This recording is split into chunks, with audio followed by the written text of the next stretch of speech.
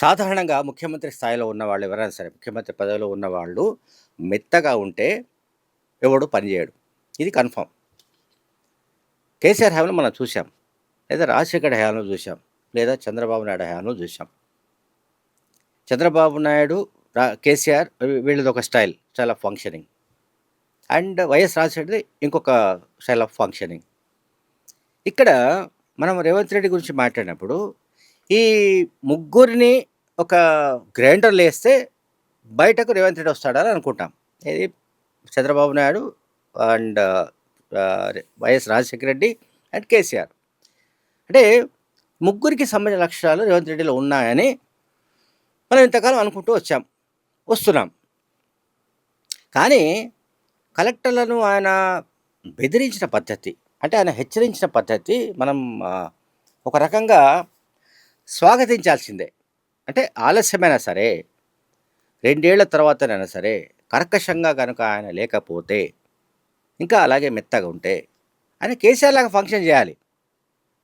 అధికార ఇప్పుడు అది ప్రాంతీయ పార్టీ కనుక, చంద్రబాబు నాయుడుది ప్రాంతీయ పార్టీ కనుక, జగన్‌ది ప్రాంతీయ పార్టీ కనుక వాళ్ళు ఎట్లా చెప్తే అట్లా నడిచింది. కానీ జాతీయ పార్టీలలో అది కుదరదు అని దీన్ని మనం పోల్చడం కూడా సరైనది కాదు. అదేమో పొలిటికల్ డైమెన్షన్. బట్ ఇక్కడ మనం మాట్లాడుతుంది అంటే పరిపాలనాపరమైన వ్యవహారాలు. కలెక్టర్లు పనితీరు మార్చుకోవాలి. కలెక్టర్లు కనుక సరిగ్గా పనిచేస్తే అర్హులైన ప్రతి పేదవాడికి ప్రభుత్వం అమలు చేస్తున్న సంక్షేమ కార్యక్రమాలన్నీ అందుతాయి. కలెక్టర్లు కనుక సరిగ్గా పని చేయకపోతే వారిపైన చర్యలు తీసుకోవడానికి వెనుకాడనని ముఖ్యమంత్రి రేవంత్ రెడ్డి కలెక్టర్ల సమావేశంలో డైరెక్ట్గానే వార్నింగ్ ఇచ్చాడు. నేనేమంటున్నానంటే 2 ఏళ్ల తర్వాతనైనా రేవంత్ రెడ్డికి కనువిప్పు కలిగినట్టుగా భావించాలి. ఎందుకంటే చంద్రబాబు లాగా, కేసీఆర్ లాగా కనుక కఠినంగా ఉండకపోతే, వాళ్ళ పట్ల ఒక అంటే నియంతృత్వం అంటే నియంతృత్వం అనుకోండి, నియంతగా మారినా సరే, నియంతగా వ్యవహరించినా సరే కొన్ని విషయాల్లో పర్టికులర్గా అంటే ప్రభుత్వం అమలు చేస్తున్న, ప్రభుత్వం రూపొందించిన కార్యక్రమాలు ప్రజల్లోకి చేరవేసే బాధ్యత అధికారులది అండ్ ప్రభుత్వ సిబ్బందిది. కాంగ్రెస్ పార్టీ కార్యకర్తను, కాంగ్రెస్ పార్టీ అంటే అధికార కాంగ్రెస్ పార్టీకి సంబంధించిన నాయకుడు తీసుకెళ్ళాడు. వాళ్ళు క్యాంపెయిన్ వరకే. అంటే ఈ పథకాలను మేము అమలు చేస్తున్నామనో, ఈ పథకాల ద్వారా ఇన్ని లక్షల మందికి, ఇన్ని కోట్ల మందికి మేలు జరుగుతుందనో, అటువంటి ప్రాపగండకు పార్టీ యంత్రాంగం పనిచేస్తుంది. కానీ అధికార యంత్రాంగం పని అది కాదు. గవర్నమెంట్ ఇంప్లిమెంట్ చేయవలసిన పథకాలు, ఇంప్లిమెంట్ చేస్తున్న పథకాలు అవి సక్రమంగా అమలు కావాలంటే ఎవరైతే ఎలిజిబుల్ ఉన్న మనిషి ఉంటాడో, చివరి మనిషి అందాం. ఫర్ ఎగ్జాంపుల్ ఒక ఊళ్ళో ఒక 1000 ఇండ్లు ఉన్నాయనుకుందాం. చివరి ఇంటిలో ఉన్న చివరి అర్హునికి కూడా ఆ పథకం అందే విధమైన ఏర్పాట్లు చేయగలిగింది, అమలు చేయగలిగింది అధికార యంత్రాంగమే.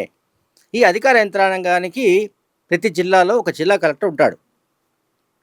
ఆ జిల్లా కలెక్టర్లు ఇప్పుడు ఏం చేస్తున్నారు? ఇప్పుడు ఇంకొక విషయం కూడా బయటకు వచ్చింది కలెక్టర్ల సమావేశం సందర్భంగా. కొంతమంది కలెక్టర్లు హైదరాబాద్లో ఉంటున్నారట. కొంతమంది జిల్లా కలెక్టర్లు హైదరాబాద్లో ఉంటున్నట్టు సమాచారం ప్రభుత్వానికి వచ్చింది. అంటే హైదరాబాద్లో ఉండి వాళ్ళు ఏం చేస్తున్నారు, ఆ జిల్లాలో ఏం జరుగుతున్నట్టు కనుక కొంతమందిని ఐడెంటిఫై చేసి వాళ్ళకు కూడా ఆయన హెచ్చరించాడు ముఖ్యమంత్రి Revanth Reddy. At any cost మీరు మీ జిల్లాలోనే ఉండాలి. హైదరాబాద్లో చీటికి మాటికి హైదరాబాద్ రావడానికి వీల్లేదు. హైదరాబాద్తో మీకేం పని లేదు. అండ్ హైదరాబాద్కు రావాలంటే ఖచ్చితంగా చీఫ్ సెక్రటరీ అనుమతి తీసుకొని రావాలి. ఆయన ఓకే అంటేనే రావాలి అని కూడా రేవంత్ రెడ్డి చెప్పారు, సీఎం చెప్పారు. అందువల్ల ఏంటంటే కఠినంగానైనా సరే కొన్ని విషయాల్లో అట్లా ఉండకపోతే యంత్రాంగం పనిచేయదు. మనందరికీ తెలుసు ప్రభుత్వ యంత్రాంగం ఎంత అలసత్వంగా పనిచేస్తుందో. సాధారణంగా ఎంత దానేమో ఇంగ్లీష్లో రెడ్ టేపిజం అంటాం. అంటే జాప్యం చేయడం, నిర్లక్ష్యం చేయడం, అలసత్వాన్ని ప్రదర్శించడం, లేకపోతే ఇంకా డబ్బు ఎట్లా సంపాదించాలి, ఇదంతా గతంలో బాగా ప్రాక్టీస్ అయినవాళ్ళు వీళ్ళంతా. సమస్య ఎక్కడొచ్చిందంటే, రేవంత్ రెడ్డి వచ్చిన తర్వాత అందరిని ఉరుకులు పరుగులు పెట్టిస్తున్నాడు. ఈ ఉరుకులు పరుగులు పెట్టించే వ్యవహారం వీళ్ళకు అలవాటు లేని పని. అలవాటు లేని పని అంటే ఎందుకు అంటున్నానంటే, అంతకుముందు 10 ఏళ్ల పాటు రిలాక్స్‌గా ఉన్నారు అందరూ. ఐఏఎస్‌లు గాని, ఐపీఎస్‌లు గాని, వాళ్ళ కింద ఉన్నవాళ్ళు గాని, వాళ్ళ పైన ఉన్నవాళ్ళు అందరూ కూడా రిలాక్స్‌డ్ మూడ్‌లో ఉండేవాళ్ళు. ఎందుకంటే పనంతా కేసీఆర్ చేసేవాడు. కేసీఆర్ పని చేస్తాడు కనుక ఇక మిగతా వాళ్ళకి ఏ పని లేదు. అట్లా ఆ రకంగా ఒక 10 ఏళ్ళు గడిచిపోయాయి. ఆ 10 ఏళ్ల పాటు ఎవరైతే బాగా విశ్రాంతి తీసుకున్నారో, ఇంకా రకరకాలుగా అంటే నేను చెప్పకూడదు గానీ రకరకాలుగా ఎట్లా వాళ్ళు దండుకున్నారో, ఏ రకంగా కూడబెట్టుకున్నారో, ఇవన్నీ కూడా చాలా విషయాలున్నాయి. అందులో ముడిపడి ఉన్నాయి అన్నీ. వాళ్ళు కేసీఆర్ అందుకే దేవుడుగా చూస్తున్నారు. ఇప్పుడు మనము ఏ మాటకి ఆ మాటే చెప్పుకోవాలి గానీ, ఇప్పటికి కూడా కొంతమంది ఉన్నతాధికారుల్లో ఎవరైతే ప్రభుత్వానికి జవాబుదారీగా ఉండాలో, ఎవరైతే ప్రజలకు జవాబుదారీగా పనిచేయాలో, ఈ అకౌంటబిలిటీ, ఆన్సరబిలిటీ అనేది లేదు.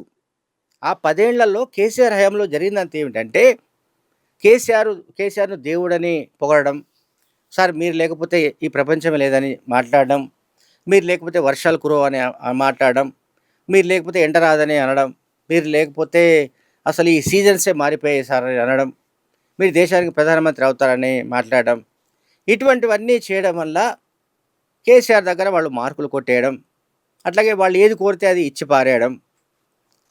అందువల్ల ఏంటంటే వాళ్ళు రిలాక్స్డ్ మూడ్‌లో ఉన్నారు ఆ 10 ఏళ్ళు. ఎప్పుడైతే రేవంత్ రెడ్డి అధికారంలోకి వచ్చారో, ఆయన వీళ్ళని ఇప్పుడు ఉరుకులు పరుగులు పెట్టించే పనిలో ఉన్నాడు. ప్రభుత్వం అంటే ఇట్లా కాదు. మీరు ప్రజల్లోకి వెళ్ళాలి. ప్రజల్లో ఉండి పని చేయాలి. అట్లాగే హాస్టల్స్‌కు వెళ్ళాలి. అట్లాగే మధ్యాహ్నం భోజనం ఎట్లా ఉందో స్కూళ్ళలో చూడాలి. ఇవన్నీ ఆయన చెప్తున్నాడు. సరే వీటిని ఎవరు ఎంత ఫాలో అవుతారు ఏమిటనేది ఈ 90 డేస్ ఏదైతే టైమ్ లైన్ ఉందో ఆ టైంలో ఈ 90 డేస్‌లో ఎవరి పెర్ఫార్మెన్స్ ఏంటనేది మనకు తెలుస్తుంది. కానీ ఈ రకంగా 2 ఏళ్ల తర్వాతనైనా ఇట్లా కటువుగా ఉంటే తప్ప అధికారులు ఎవడు రేవంత్ రెడ్డి మాట వినే పరిస్థితి లేదు. ఎందుకంటే వాళ్ళందరికీ కూడా ఏంటంటే ఒక ఒక వాళ్ళొక మైండ్ సెట్‌లో ఉన్నారు. ఆ మైండ్ సెట్ ఏంటంటే ఇది జాతీయ పార్టీ. కనుక ఒక సీఎం ఏదైనా అంటే ఇంకో మంత్రి దగ్గర పోదాం. ఒక మంత్రి అన్నాడనుకోండి ఏదన్నా, ఇంకో మంత్రిని లాబింగ్ చేద్దాం. ఈ రకమైన పద్ధతిలో ఉంటారు సాధారణంగా. ఇది నేషనల్ పార్టీ కాబట్టి. కనుక రేవంత్ రెడ్డి ఇప్పుడు ఏదైతే తాజాగా కలెక్టర్ సమావేశంలో మాట్లాడిన విషయాలు గానీ, ఆయన కలెక్టర్లను మందలించిన పద్ధతి గానీ, అండ్ ఎక్కడికక్కడ మీరు కనుక సరిగ్గా పనిచేయకపోతే ప్రభుత్వం అనుకున్నట్టుగా, నిర్దేశించినట్టుగా లక్ష్యాలు నెరవేరకపోతే మిమ్మల్ని సస్పెండ్ చేసి పారేస్తా, మీపై కఠిన చర్యలు తీసుకుంటా అని ముఖ్యమంత్రి రేవంత్ రెడ్డి హెచ్చరించిన కారణంగానైనా సరే అధికార యంత్రాంగంలో ఒక మార్పు వస్తుందని నేనైతే భావిస్తున్నా. Thank you very much.